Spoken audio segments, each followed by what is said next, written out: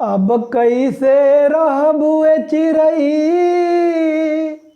भारत देशवा में,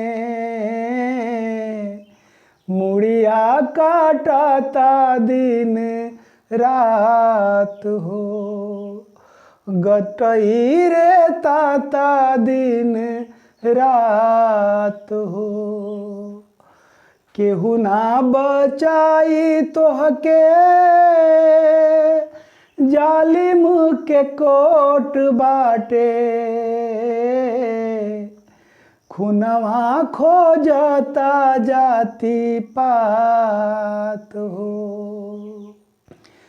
अब नाही उड़े पैबू नीला गगनवा में, गीतिया ना गावे पैबू पेड़वा के डाढ़िया पर, बाटे बहेलिया पाते पात हो।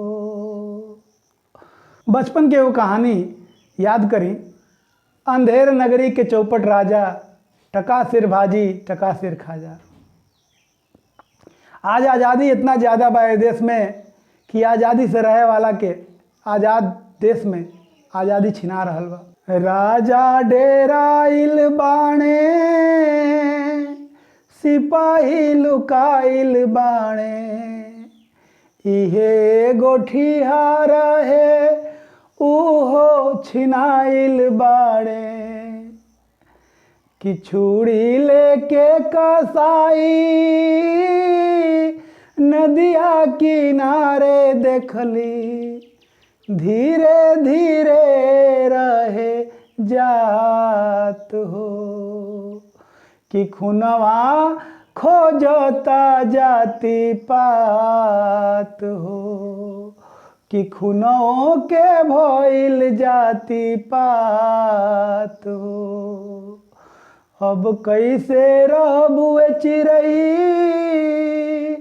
भारत देशवा में, मुड़िया रे ताता दिन रात हो। अपन राय भी जरूर रखी सबे।